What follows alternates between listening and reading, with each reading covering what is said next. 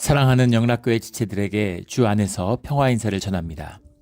오늘은 2023년 12월 21일 목요일입니다. 오늘의 묵상 본문은 사도행전 13장 1절로 52절까지의 말씀입니다. 오늘 본문 말씀 13장 1절부터의 말씀은 이렇게 시작합니다.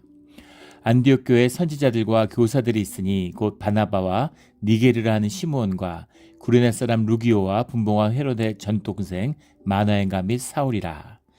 이제 그 기독교의 역사의 중심이 예루살렘에서 이방 지역으로 퍼져나가는, 아나톨리아 지역으로, 시리아 지역으로 퍼져나가는 그 역사의 시작이 시리아에 있는 안디옥 교회에서 시작되었다. 그래서 안디옥 교회의 중요성이라는 건 뭐 이루 말할 수가 없겠죠. 한 교회, 이 안디옥 교회가 중심이 돼서 예루살렘 교회에서 이제 안디옥 교회로 주님이 쓰시는 그런 선교의 중심이 이제 옮겨가는 것을 보게 됩니다. 안디옥 교회에 선지자들과 교사들이 있으니, 그래서 교회에 이제 나오는 최초의 직분이 선지자들과 교사들이에요. 다 말씀과 관련된 것이죠.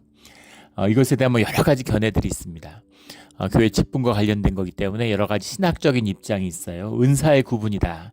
그러니까 선지자들은 뭐 계시적이고 대언적인, 예언적인 뭐 그런 기능이 있다면, 교사들은 이제 말씀을 공부하고 가리키는 그런 걸로 구분하기도 하고, 또는 교사들은 같은 말씀을 가리키는데 안디옥 교회에 있는 그 지역의 로컬 사람들이고, 선지자들은 이제 예루살렘에서 온 사람들 아니냐, 뭐 이런 구분도 있습니다.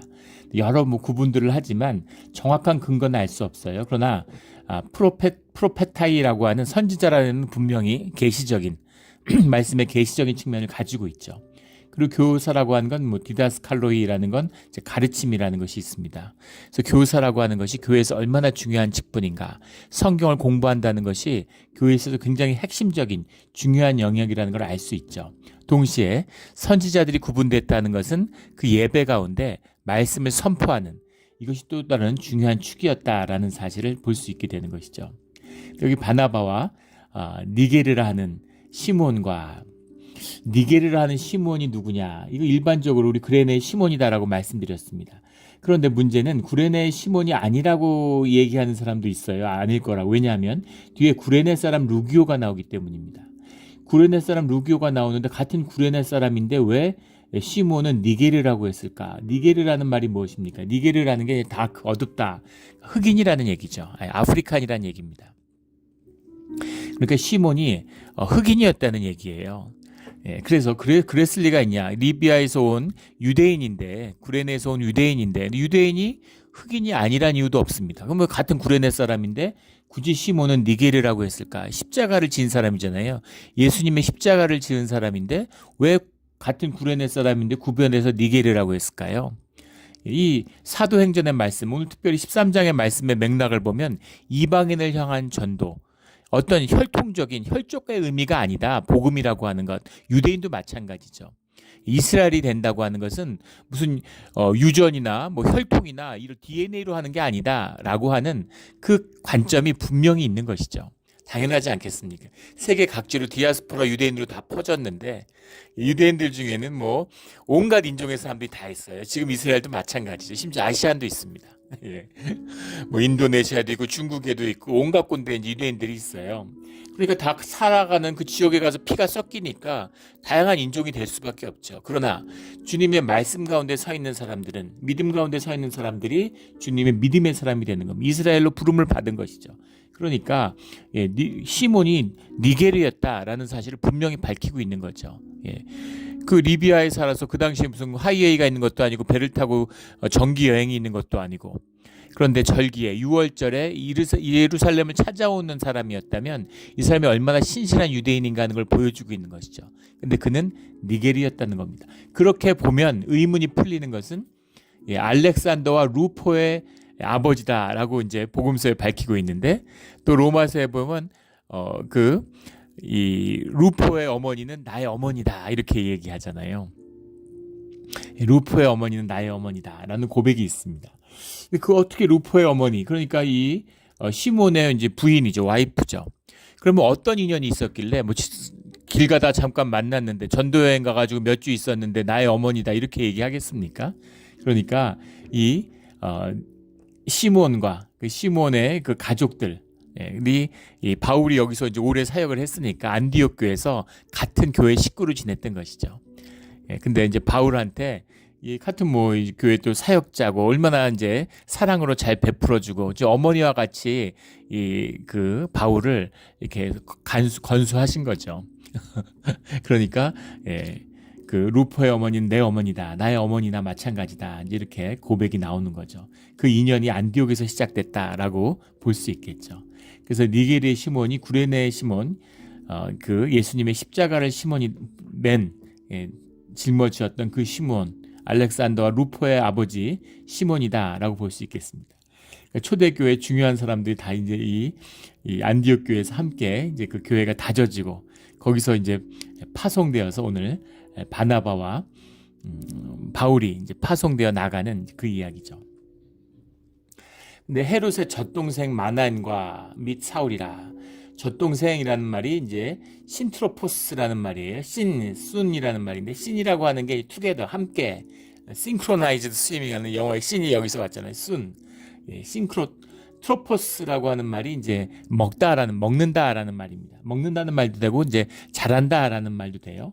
이걸 젖동생이라고 이런 표현으로 번역을 했는지 번역이 좀 이걸 번역에 가장 적합한 표현은 우리말에 있죠. 이걸 쓰기가 아마 좀 모해서 그랬을 것 같은데 우리가 불알 친구라고 그러죠. 어릴 때부터 동양에서 함께 자란 동고동락한 그런 그 친구를 의미하는 거죠. 함께 젖을 먹었다, 같이 젖을 먹었다고 해서 그러면 이제 형제가 되는 것이죠. 그걸 이제 젖 동생 왜 이렇게 표현했는지 함께 자랐다라는 뜻입니다. 신트로포스라는 게 함께 먹었다. 함께 자랐다 이제 이런 이야기예요.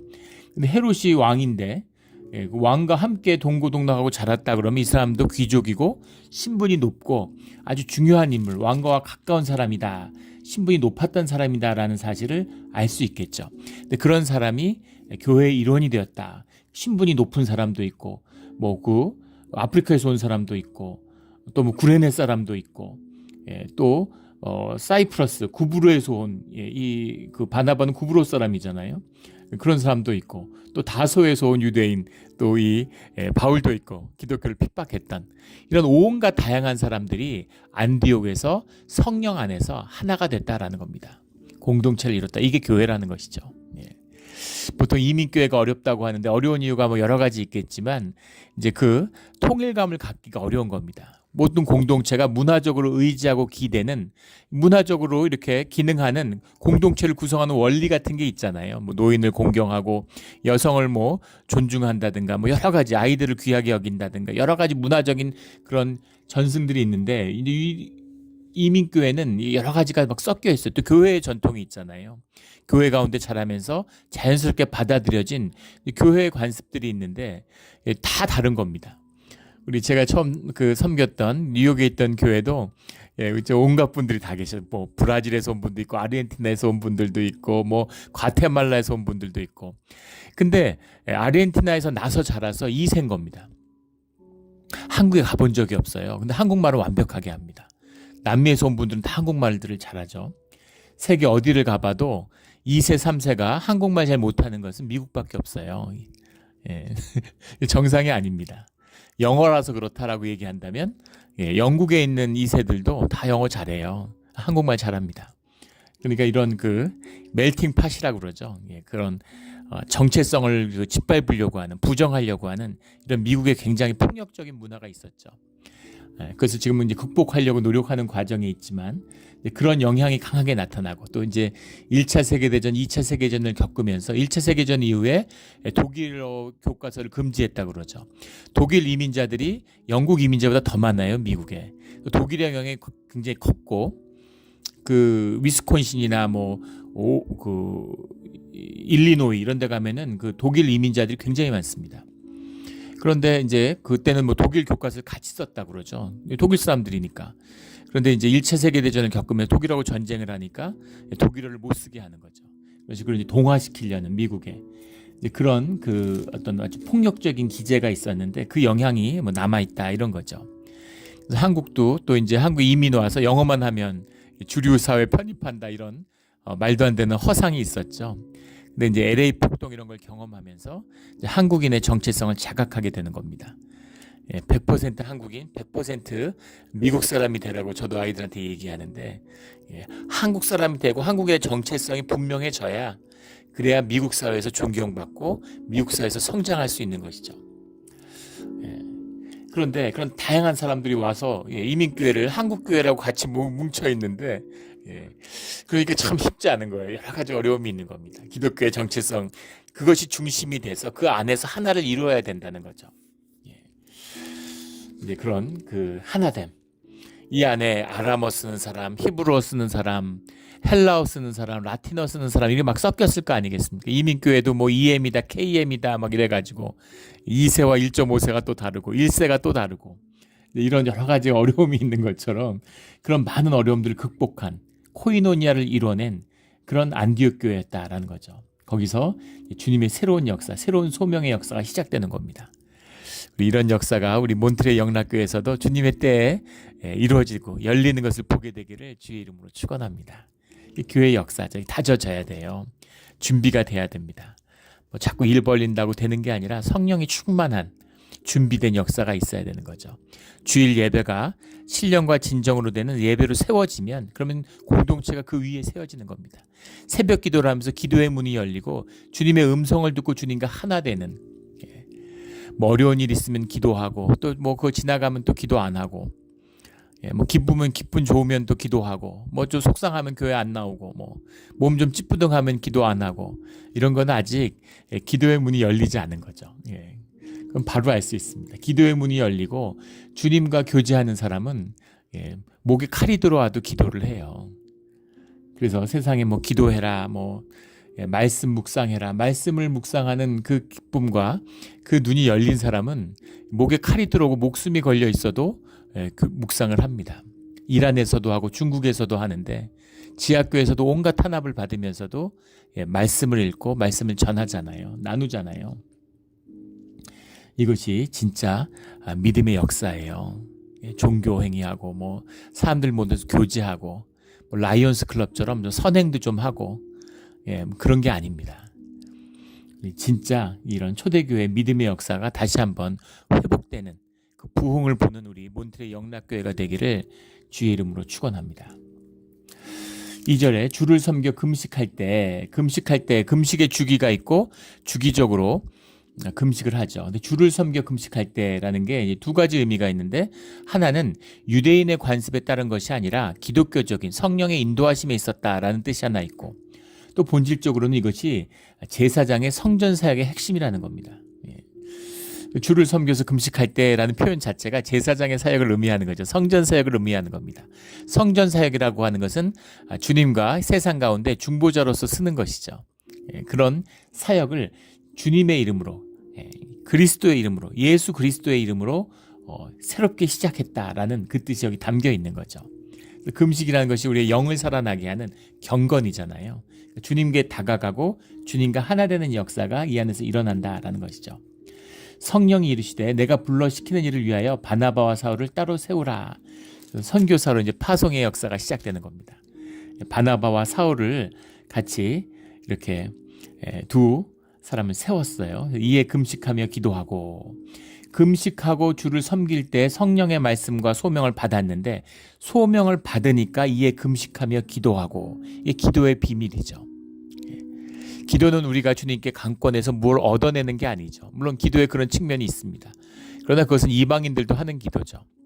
주님과 교제하고 주님의 성령의 역사를 이루어가는데 함께하는 그 동역의 역사가 기도예요. 다니엘이 바벨론 유수의 때 주님의 이스라엘 예루살렘 회복의 꿈을 보게 되죠. 그것을 회복해달라고 평생 기도했는데 회복의 꿈을 보게 돼요. 그러자 기도했다고 나오죠. 그러자 기도했다고 나옵니다. 기도해서 뜻을 이루었잖아요. 기도해서 그 결과를 봤잖아요. 그런데 그 결과를 보니까 기도하더라는 거죠. 기도의 의미가 무엇인가를, 왜 기도하는가라는 뜻을 보여주고 있는 거죠. 그래서 뭐 어려운 일 당할 때마다 이걸 좀 도와달라고, 물론 기도의 시작입니다. 누구나 그렇게 기도하죠. 그게 우리 마음의 진실이죠. 그러나 기도가 자라야 되는 겁니다. 맨날 그 다람쥐 쳇바퀴 돌듯 하면 안 되고 기도가 자라나야죠.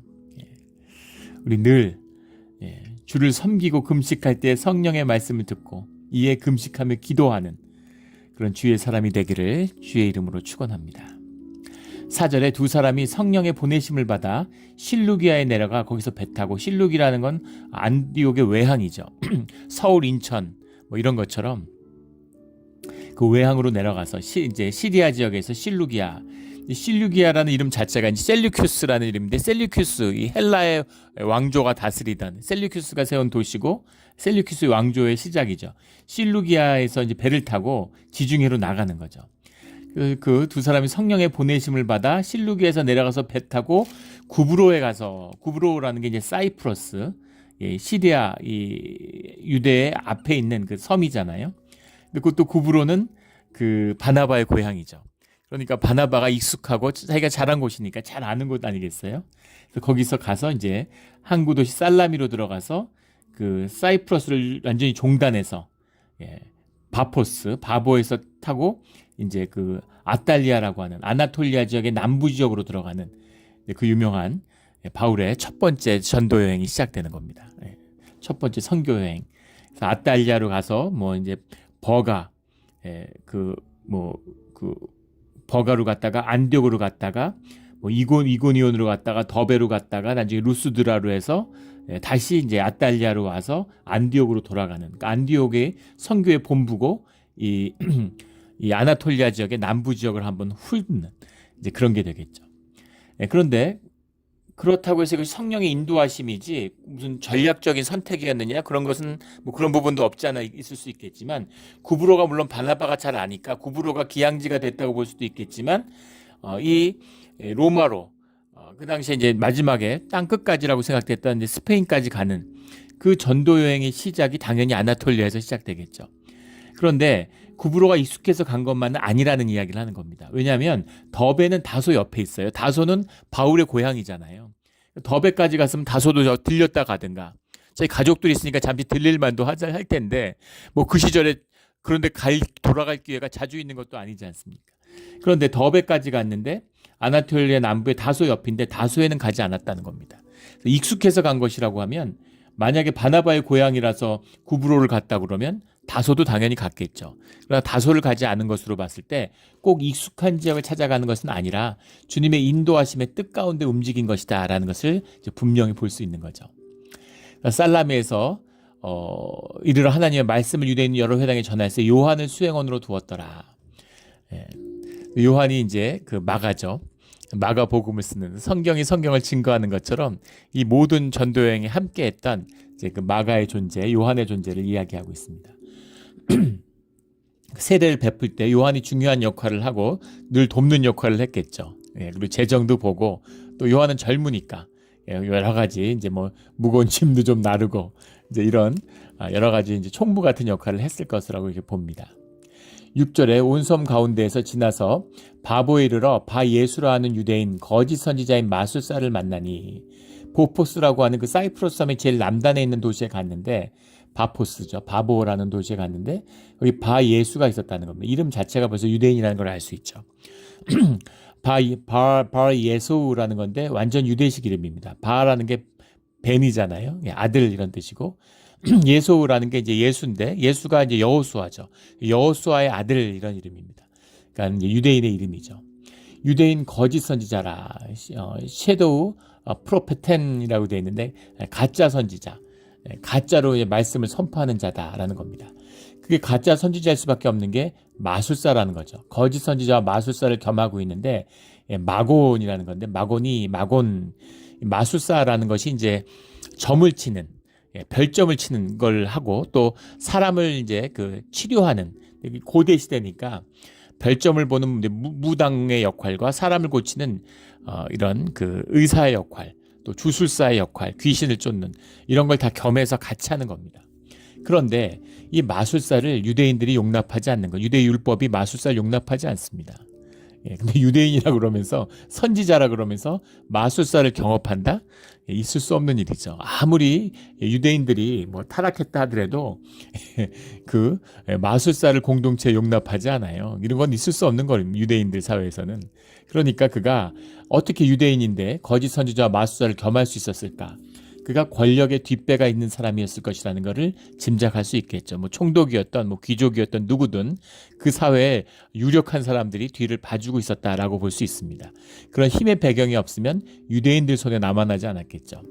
그래서 그런데 왜 그러면 그런 힘이 있었을까? 용했겠죠. 점도 잘 치고, 뭐 귀신도 쫓고, 막 사람도 잘 고치고, 뭐 이런 일들을 하는 거죠. 그러나 그가 분명한 것은 거짓 선지자라는 겁니다. 하나님과 성령과 함께하는 사람은 아니라는 것이죠. 그가 총독 서기오 바울과 함께 있으니, 바울은 지혜 있는 사람이라 바나바와 사울을 불러 하나님의 말씀을 듣고자 하더라. 함께 있으니라니까 그 총독이 그의 힘의 원천이라는 것도 역시 볼 수 있겠죠. 그러니까 그가 적어도 현상에 속한 사람이 아니라 그런 영적인 것에 관심이 있는, 영에 대해서 열려 있는 사람이다라는 거죠. 그러니까 바나바와 사울을 불러서 하나님의 말씀을 듣고자 하는 마음이 있는 거죠. 영이 열리면 하나님의 말씀을 따라가게 돼 있습니다. 하나님의 말씀에 관심을 가졌다고 해서 그것이 믿음이나 신앙은 아니에요. 믿음이나 신앙이라는 건 그 말씀에 순종하고 자기의 에고를 죽이는 것입니다. 말씀을 안다고 그래서 무슨 종교학자예요.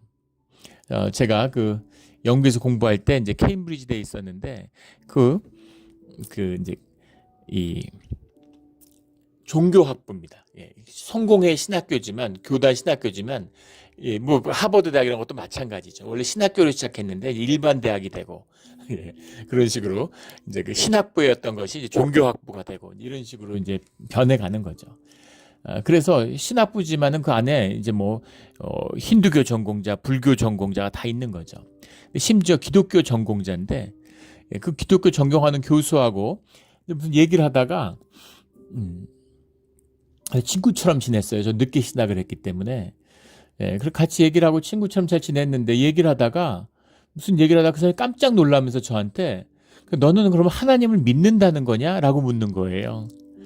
그래서 제가 깜짝 놀랐습니다. 저도. 그럼 너는 하나님을 믿지 않는다는 거냐? 라고 물어보니까 그 친구 어떻게 하나님을 믿는다 그러면서 너는 신학 공부를 하고 기독교를 공부할 수가 있냐? 이렇게 얘기를 하더라고요. 오늘날 교회의 모습이죠. 기독교의 모습입니다. 신학교의 모습이죠. 그래서 저도 놀라서 너는 어떻게 하나님을 믿지 않는데 신학을 가르칠 수가 있냐? 둘 다 굉장히 당황하고 서먹했던 그런 기억이 있습니다. 뭐 케임브리지에서 교수를 할 정도면 어느 정도겠습니까? 신학에서 뭐 박사 이런 걸 뛰어넘 어마어마한 학문의 경지에 있는 것이죠. 그러나 아무것도 모르는 거예요. 눈먼 장님인 겁니다. 뭐 역사적으로 뭐 이렇게 문헌들 사람들이 공부해 놓은 거 이런 거 다 알면 뭐 하겠어요. 그 뜻을 캐질 못하고 그것이 내 삶에 아무 유익이 없는데. 내가 요리사고 뭐 미슐랭 3스타 요리사인데 나는 밥을 못 먹어요. 음식을 제대로 소화를 못 시키고 음식을 못 먹어서 맨날 굶주려가지고 영양실조로 굶어 죽어간다고 생각해 보십시오. 내가 요리사인 게 무슨 의미가 있습니까? 내가 영양사여갖고 영양의 지식을 꿰고 있는 게 무슨 의미가 있어요? 나는 굶어 죽는데. 비참한 것이죠. 더 비참한 거죠. 내가 맛을 못 보고 음식을 못 먹는데 훌륭한 요리사가 될 수 있겠습니까? 그러니까 그 결과도 뻔한 것이죠. 그래서 주님과 함께하는 그 말씀의 의미라고 하는 것은 살아계신 주님이 함께한다는 그런 의미인 거죠. 성령의 역사입니다. 이 마술사는 엘루마라는 것이 이제 마술사란 이름이다. 엘루마라는 건 뭐 아라비아 어원이다, 뭐 아람어 어원이다, 뭐 여러 논란이 있는데 분명한 것은 그러니까 그 당시 언어로 엘루마라는 말이 마술사라는 뜻이 들어있다라는 거죠. 그러니까 엘루마라고도 불리고 바예수라고도 불리고 그러니까 이런 그 디아스포라 유대인들이니까 두 가지가 다 있는 거죠. 9절에 바울이라고 하는 사울이 성령이 충만하여 그를 주목하고 바울이라고 하는 사울이 그런데 이제 이때부터 이 사울의 이름을 바울이라고 나옵니다. 근데 이 이름이 뭐 성령을 하고 이제 선교사로 파송을 받았기 때문에 바울이라는 이름을 얻었다라고들 많이 이야기하는데 그렇지 않죠. 원래부터 바울이라는 바울 이름은 로마식으로 표현하는 거고 사울은 히브리식으로 표현하는 겁니다. 유대식으로. 그러니까 마치 마가 요한 같이 그 두 가지 이름이 다 있는 것이죠. 그런데 바울이라는 이름으로 주목되는 것은 이제 이방 사역을 하고 이방인 가운데 있으니까 그러니까 바울이라는 이름으로 자연스럽게 불리게 되고 그 인생의 주된 정체성이 이제 바울이 된 것이겠죠. 성령이 충만해서 하나님의 능력이 나타날 때 이런 표현들이 나타나잖아요. 그래서 그를 주목하고 거짓 마술사들에게 저주를 선포했어요. 거짓과 악행이 가득한 자요 마귀의 자식이요 모든 의의 원수요 주의 바른 길을 굽게 하기를 그치지 아니하겠느냐. 벌점 좀 봤다고 사람 좀 고쳤다고 이렇게까지 저주를 해? 그런 의미가 아니라 하나님의 역사를 거스르게 하는 그 총독으로 믿지 못하게 자기 힘의 원천이고 그 사람이 자기 뒷배인데 그걸 이제 크리스찬으로 개종 못하도록 막는 것이죠. 근데 이것은 악령의 역사고 대적의 역사고 마귀의 역사라는 겁니다. 그렇죠. 죄의 크고 작음이 아니라 그 본질이 마귀라는 거예요. 대적의 것이라는 겁니다. 그래서 주님의 이름으로 그것을 선포하니까 그러니까 이제 눈이 멀어서 눈을 못 보게 됐다라는 거죠. 그래서 그걸 보니까 총독이 그 된 것을 보고 믿으며 주의 가르치심을 놀랍게 하더니라. 이 말씀이 진리고 하나님이 살아계시는구나. 성령의 역사가 있구나라는 걸 보게 되는 거죠. 선교의 역사 가운데는 주님의 이런 역사들이 나타나잖아요. 예전에 그런 집사님이 계세요. 이제 신앙생활이 오래되지 않았는데 한국에 있을 때 베트남에 이렇게 그 단기 선교를 갔는데 뭐 베트남 말도 못하고 몇 마디 뭐 배워갔지만 그걸로 뭘 할 수 있겠습니까? 그래가지고 어떻게 하나 말씀 카드도 준비해가고 뭐 여러 가지 이제 뭐 아이들 뭐 머리도 깎아줄까 미용도 배웠고 뭐 그 무슨 이 풍선 같은 거 뭐 이렇게 접어가지고 애들 장난감 만들어주는 거 풍선도 막 그 한 봉다리 사가고 이랬는데 가가지고 두 분이 같이 가서 이렇게 앉아 있는데 어떻게 어디서부터 시작을 해야 되고 어디서부터 전해야 되나 이제 그런 걸 가지고서 의심하면서 이제 동네에 갔으니까 월남국수 집에 가서 월남국수를 먹고 있는데 그런데 옆 테이블에 앉은 사람이 너 어디서 왔냐 한국에서 왔냐 이러면서 이야기를 시작했는데 놀랍게도 그 사람이 크리스찬이었다는 거예요. 그 사람이 통역도 해주고 그 다음에 전도를 해갖고 산속으로 깊이 들어가서 산속에 사는 사람들한테 전도 여행을 다니고 그런데 정말 뭐 일주일 동안 잠을 못 잘 정도로 사람들이 끊임없이 찾아오고 계속 기도하고 뭐 또 아이들한테 그 풍선도 말아주고 뭐 성경책도 전하고 뭐 온갖 설교도 하고 뭐 온갖 걸 다 하신 거죠. 놀라운 것은 아픈 사람을 데려와서 기도해달라고 아주 소박한 어떤 파퓰러 릴리전이잖아요. 찾아와서 기도해달라고 하니까 기도하는 거죠. 예수님의 이름으로 기도하는데 아픈 사람이 낫더라는 거예요. 열이 내리고 사람이 정신이 깨어나고 걷지 못하는 사람이 걷게 되고 그래가지고 까무러칠 뻔했다 이런 말씀을 하시더라고요. 물론 믿음으로 고쳐주셔달라고 기도하지만 그런 본인이 그런 확신에 붙들리지 못했던 것이죠. 믿음으로 그냥 순종하는 마음으로 기도했는데 아픈 사람들이 낫는 걸 보고 너무 그런 이야기들을 많이 듣죠. 예전에 뭐 뉴욕에 있을 때도 그 IT 같은 데 선교 갔던 분들이 이제 그런 얘기를 하더라고요. 그런 말씀들. 그런데 왜 선교지에 가면 그렇게 역사가 일어나는데 교회에서는 그런 역사가 일어나지 않을까요? 이렇게 물어보는 겁니다. 왜 교회에서 일어나지 않을까요? 이적이 일어나죠. 그런데 다른 이적이 주님의 성령의 인도하심에 주님의 자유함에서 빚어지는 그런 이적입니다. 물론 교회가 우리가 신실하지 못하고 믿음이 약해지고 말씀이 분명히 쓰지 못하고 예배가 흔들리기 때문일 수도 있죠. 거짓된 교회가 됐기 때문일 수도 있습니다. 그러나 또 그 믿음의 역사라는 게 꼭 아픈 사람 고치는 것만 이적인가요? 마술사도 고치는데 의사도 고치는데 약 먹어도 낫는데 그런 얘기가 아니잖아요. 주님의 이름 안에서 주님이 약이 없는 곳에서 말씀으로 치유하시는 역사가 일어나는 거죠. 또 그런 분들도 더 큰 이적이죠, 사실은. 폭력 가정에서 맞고 자라고 결혼하고 부인 패고 애들 태어나니까 애들 패고 주님이 영접한 다음에 정말 머리를 빡빡 밀고 옷을 찢고 정말 통곡을 하는 손가락이 다 까지도록 바닥을 치면서 울부짖으면서 그리고 거듭나는 이제 그런 분들을 보게 되는 거죠. 그 폭력적 성향이 어디 가겠습니까? 기질이 바뀌나요? 몸이 바뀌었나요? 기억과 경험이 바뀌었나요? 그게 난데? 그런데 그것을 다스리는 성령의 역사가 함께하기 때문에 믿을 수 없는 온유함의 자신을 만나게 되는 것이죠. 이것이 주님이 함께 하시는 놀라운 역사입니다. 13절에 이런 역사가 우리 끊이지 않는, 우리 이적이 당연한 것이겠죠. 본질이 함께하면 늘 본질이 실제가 되는 역사를 만나게 되니까 교회가 주님의 교회로 회복되면 이적이 끊이지 않아야 되는 거죠. 이적의 얘기가 끊이지 않아야 됩니다. 우리 몬트레이 영락교회가 그런 교회가 되기를 주의 이름으로 축원합니다. 그런 날이 꼭 오겠죠. 13절에 바울을 및 동행하는 사람들이 바버에서 배를 타고 밤빌리아에 있는 버가에 이르니, 이제 아나톨리아 지방으로 들어가는 거죠. 그래서 버가에서 더 나아가 비시디아 안디옥에 이르러, 시리아의 안디옥이 아니라 비시디아에 있는 안디옥에 이르렀다는 겁니다. 거기서 회당에 들어가, 안식일에 되니까 유대인들 회당에 들어간 거예요. 최초의 전도가 어떻게 이루어졌는지가 보여지는 거죠. 하나님의 말씀을 이미 들어서 성경 가운데 익숙한, 또 그 언약의 백성이니까. 그리고 사도 바울이 마지막까지도 그 로마서에 봐도 유대인들의 그 복음의 전통이 유대 가운데 있잖아요. 유대인 주님의 부르심을 받은 언약의 백성 아닙니까?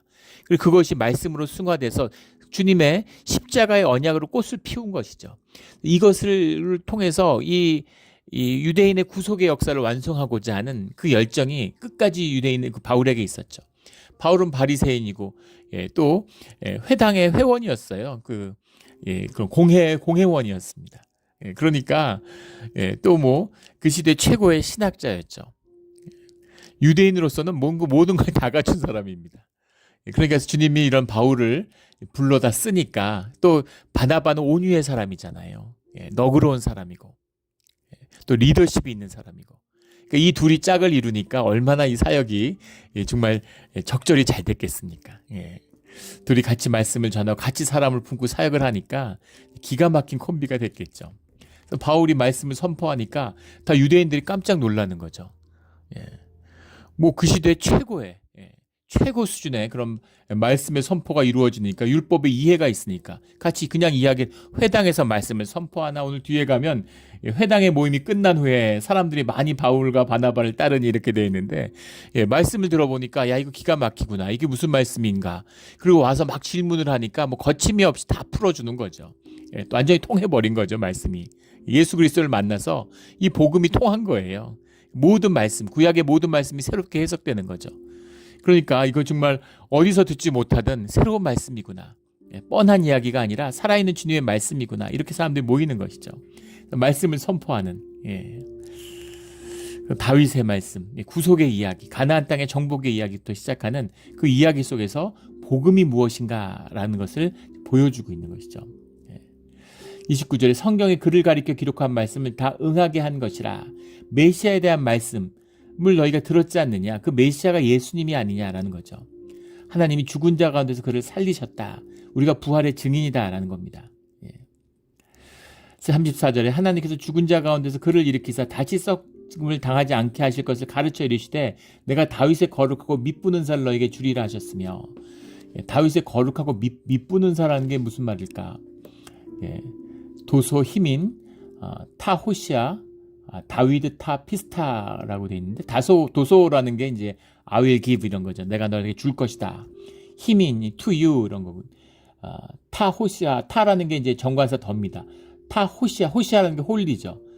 성스러운 것, 다윗의 성스러운 것, 그리고 더 그게 뭐냐면 타 피스타라고 하는 것, 더 sure, 피스타라는 게 sure, 확실한 것. 다윗의 성스러웠던, 다윗의 거룩함을, 다윗에게 있었던 거룩함, 그 확실한 것을 너희에게 주겠다라는 거죠. 그래서 다윗의 확실한 것이 뭡니까? 그러니까 축복인 거예요. 블레싱인 겁니다. 다윗이 받은 축복을, 다윗이 축복받았던 건 다 알죠. 다윗의 축복, 솔로몬의 축복을 누가 모르겠습니까? 유대인이라면 당연히 아는 것인데, 다윗에게 준 그 축복을 너희에게 주리라 라고 하는 주님의 말씀이 있지 않느냐, 성령을 부으시겠다고 주님의 말씀이 있지 않느냐, 이것이죠. 주로 이사야서의 말씀과 시편의 말씀을 섞어서 말하는데, 이사야서 55장에 나오는 말씀, 주의 거룩한 자로 썩음을 당하지 않게 하시겠다. 다윗도 썩음을 당했지만 죄사함을 받으면 너희는 썩음을 당하지 않는다. 믿는 자마다 의롭다 하심을 얻는 것이라. 모세의 율법으로 너희가 의롭다함을 얻지 못한 그 모든 일에 이제 너희가 의롭다함을 받았다 라는 말씀을 주는 것이죠. 그런 말씀들을 접하고 얼마나 충격을 얼마나 충격이 크겠습니까? 예. 진짜 율법에 관심이 있고 정말 구약 성경을 읽은 사람이라면 눈이 번쩍 뜨이고 귀가 번쩍 뜨였겠죠. 이게 무슨 소린가? 이사야의 말씀이 이루어졌다는 것이냐? 이렇게 그 말씀, 그 부활, 그것이 예수님의 것이었다라는 것을 이제 선포하는 것이죠. 사람들이 43절에 회당의 모임이 끝날 따르니 두 사도가 더불어 말하고 항상 하나님의 은혜 가운데 있으라 권하니라. 그 다음에 안식일에는 온 시민이 거의 다 하나님의 말씀을 듣고자 하여 모이니 유대인이 아닌 이방인들도 모이는 거죠. 유대인들이 그 무리를 보고 시기가 가득하여 바울이 말한 것을 반박하고 비방하더라. 유대인들, 바리새파 유대인들이겠죠. 이 사람들이 또 회당의 유력한 지도자들이겠죠.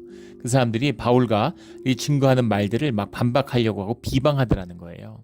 이유는 두 가지겠죠. 하나는 유대인들이 그 말씀을 따르는 것을 보고 회당 사람들이 그 바울과 바나바를 따르니까 그것을 시기 질투하는 마음도 있을 것이고, 또 하나는 유대인도 아닌데 이방인들이 와서 말씀을 들으니까 하나님의 말씀을, 성경의 말씀을 선포하는데 이방인들을 앉혀놓고서 하나님의 말씀을 가리키니까 유대인들은 이방인들하고 밥도 안 먹는데 말도 안 썩는데 그들한테 하나님의 복음을 선포한다고?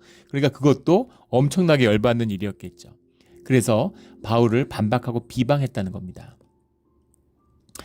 바늘과 바나바가 담대히 말이르되 하나님의 말씀을 마땅히 먼저 너희에게 전할 것이로되 너희가 그것을 버리고 영생을 얻기 합당하지 않은 자로 자처하기로.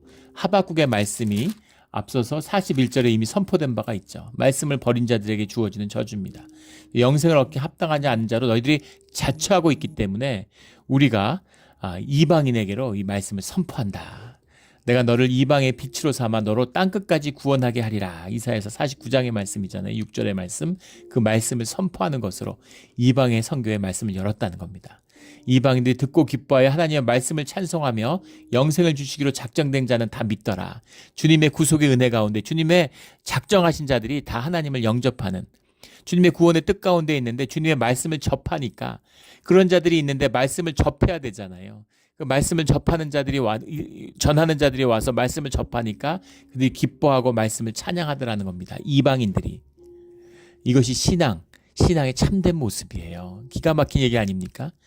말씀을 매일 읽고 금식하고 기도하고 구제한다고 하는 바리새 유대인들은 하나님의 말씀이 선포되니까 핍박하고 방해하고 시기하고 질투하고 온갖 음해를 하는 겁니다.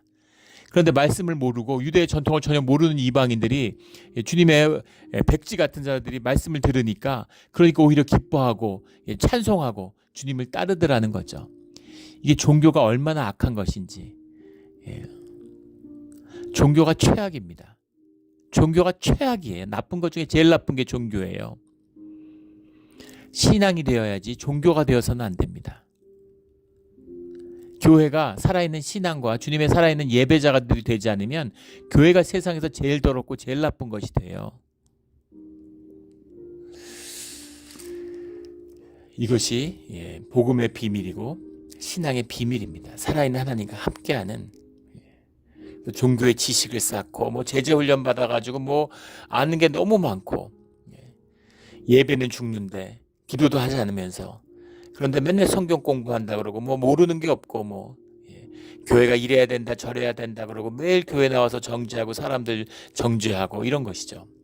이런 것이 끊어져야 돼. 이건 마귀의 짓이에요. 주님을 믿는 사람들은 깨끗해지는 것입니다. 단순해지는 거예요. 그 주님으로 인해서 기뻐하는 것입니다. 복잡할 게 없어요.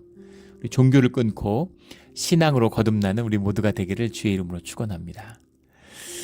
52절에 제자들은 기쁨과 성령이 충만하니라. 유대인들에게 핍박을 받아서 다른 곳으로 가면서도 기쁨과 성령이 충만한, 성령이 충만하니까 기쁨이 있고 또 기쁨이 있는 곳에 주님이 함께하는 것이죠. 이 기쁨이 이 믿음이 있는 사람들의 비밀이죠. 기쁜 거예요. 뭐가 말할 수 없는 이상한 기쁨이 있습니다. 생명의 본질이죠. 나의 나됨으로 만날 때, 나의 모든 거짓이 제하여졌을 때, 나의 나됨이 용납될 때 그 생명에서 솟아나는 주님의 기쁨이 있습니다. 말씀이 우리의 생명이기 때문에 말씀을 받으면 우리의 기쁨이 회복돼요. 신비한 기쁨이 있죠. 말씀을 듣는 것만큼 기쁜 일이 없어요.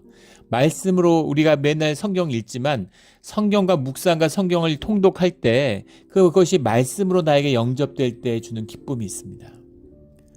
이 기쁨을 다른 모든 어떤 기쁨과 바꿀 수가 없죠.